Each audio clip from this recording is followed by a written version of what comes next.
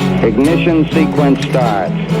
6, 5, 4, 3, 2, 1, 0. Liftoff. We have a liftoff.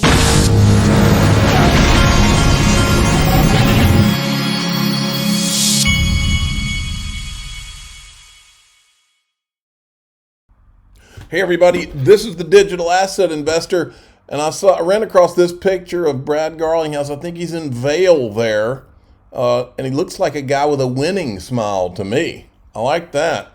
I've shown this a couple times, but I wanted to update you.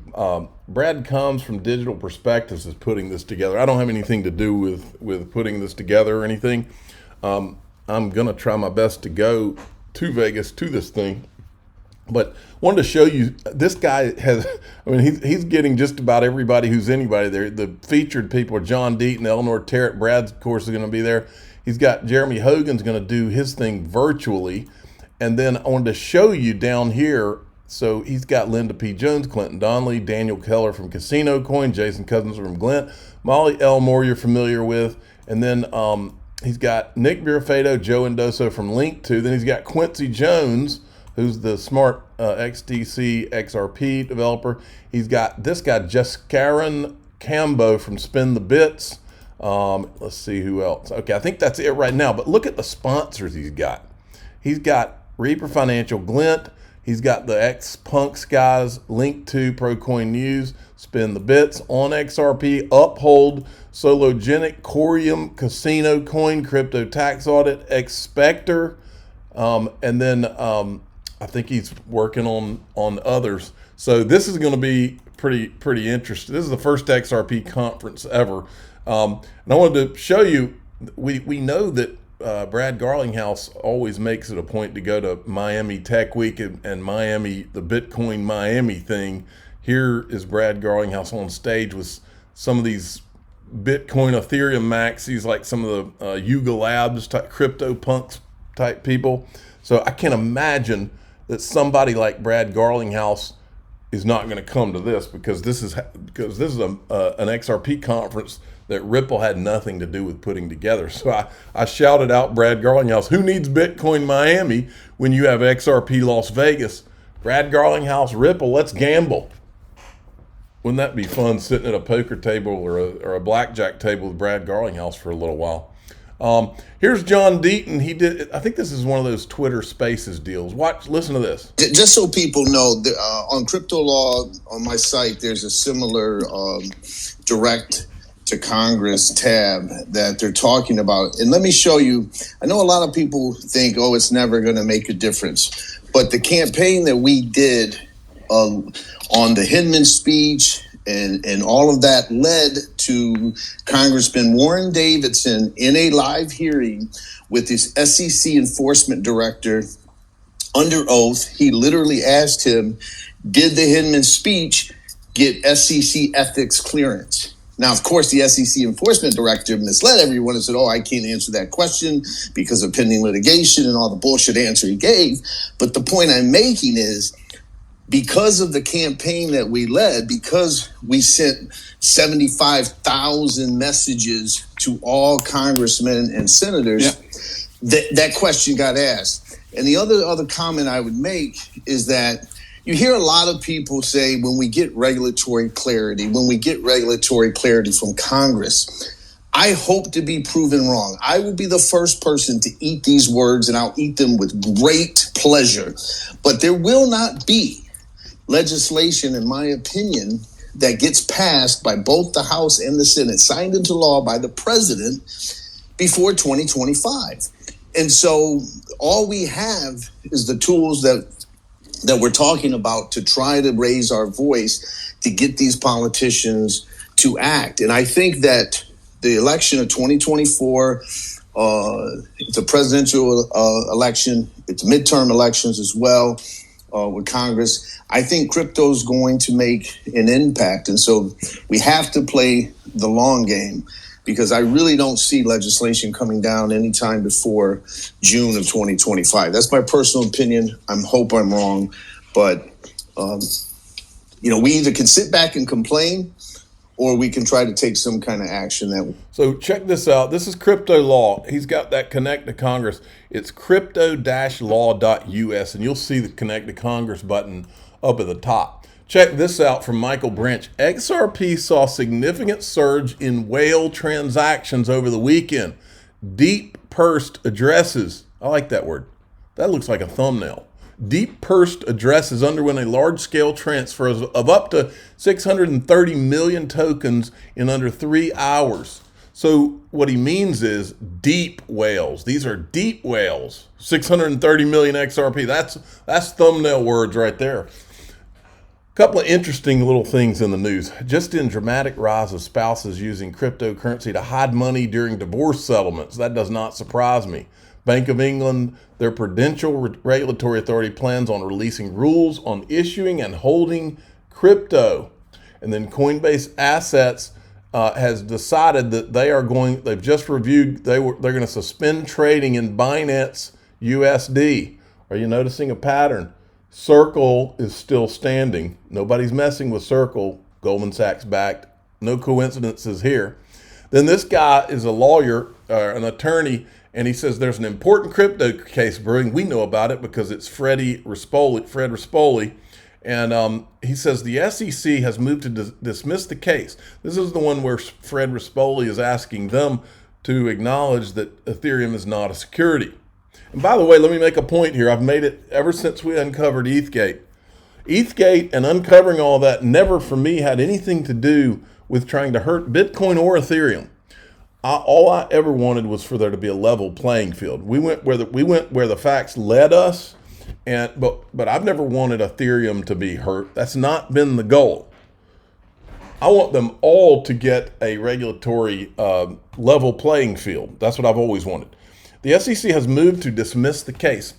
In its motion, the SEC makes this startling statement. HODL Law's own allegations make clear that the SEC has not reached a final decision about the Ethereum network or Ether. SEC memo, page 11. Wait, what? This is astounding. If I was Joseph Lubin, that would keep me awake at night. Now, it's time for you to pay close attention because I'm going to go through. I had this set to go through in my last video. Wait till you see all of this. Before I go through this, I want to point out something to you. I was just looking around on Twitter the other day, and I ran across a video, and it was, you may have seen Donald Trump's going to run for president. And regardless of what you think about Trump, I think we can all agree that the Chinese have infiltrated our government on many levels, and that's kind of where Ethgate led to. Now, I was watching a video with Trump, and out of nowhere, I heard him say that his alma mater, Wharton, had been, he said they had been infiltrated by the Chinese. Wharton, the Pennsylvania college. So I want you to remember that as I tell you this story. Watch this. So we know all about how Bill Hinman, and he was in business with this guy, Lei Ming Chen. They were both, which one was it? Yeah, Simpson Thacher was their firm. And then Lei Ming Chen went on to be senior VP, general counsel at Ant Group. They helped take Bill Hinman and Jay Clayton helped take Alibaba public, okay? But that wasn't it. That wasn't all of it. It was also this. Now, Brian Costello, you may have remembered, we covered him in I think, yesterday's video. We'll get back to that too. He's the guy that was on talking about how he was on Maria Bartiromo. He was talking about how he thought that China was somehow infiltrating the U.S. through Sequoia Capital. So check this out. This is back when when we were exposing Ethgate, and he had tweeted this: "Game over by John Deaton. Wave of Bitcoin Ether China mining IPOs coming public in 2018, 2019. Hinman and Clayton needed to provide clarity so their law firms, which had huge book of business in China from Alibaba IPO, could win lots of business. Protected CCP." And this was John Deaton's thread at the time, where he's talking about on November 21, 2019, Chinese mining rig Canaan launched its initial public offering in the sale of $90 million worth of U.S. shares. Attorney Lin, one of Hinman's partners at Simpson Thacher China, wanted to meet with Hinman 3 months before the IPO. This is where some of the conflicts came in, okay? So then we move along. This was Brian Costello in what we showed you yesterday. Brian Costello had said he was talking about Sequoia, China's principal, okay? And he was talking about this guy, Neil Shin, runs the Chinese part of Sequoia. He did a whole thread on this, okay? And the Chinese threat. And John Deaton had said, very important issue, and I believe this could be the end of Gary Gensler if properly investigated. Sequoia was a top investor in FTX and SBF. All right, so this leads us to this, okay? And then this is another Brian Costello thread where he says Clayton was coming under criticism for protecting China frauds then. It was during COVID. I don't know who that is. Luckin admitted big fraud, and Congress, White House were on Clayton, Hinman, and this person cover up. All right, and then he goes on down here. Good find. In April 2020, civil claim was filed alleging Neil Shin, who's Sequoia Capital, remember this name, Zhen Zhu, okay, because we're getting to that. Zhen Zhu had committed securities fraud when they took eHouse. All right, this Zhen Zhu created eHouse, okay? All right, now, watch this. So today, or yesterday, James Rule tweets this out. Apollo appoints former U.S. Senator Patrick Toomey. Now, Patrick Toomey was one of the guys that's supposed to be one of the good guys. Now he's going on board Apollo as a board of directors with Jay Clayton. That's where Jay Clayton went when he left the SEC. Okay, well, their board. Who was Jay Clayton replacing? Leon Black. Leon Black had to leave because he was compromised by, you remember the guy that we don't talk about on this channel who had his own island and had all kinds of stuff going on? Remember that guy? That's who Jay Clayton replaced. I don't think that's a coincidence. If you keep going down, I started looking through some of these people, and I ran across this guy. Look what he does. Now remember, I told you at the beginning of this, I said, out of nowhere, Trump says, and I'm not saying it, I'm just saying Trump said it, that the Wharton has been compromised by the Chinese too. Well, look where this guy, Mr. Rowan, is chair of the board of advisors of the Wharton School and member of the University of Pennsylvania's board of trustees. And then, so I went to the Wharton board. This is the board of advisors for Wharton. And look who pops up. Zhen Zhu, the chairman of eHouse China.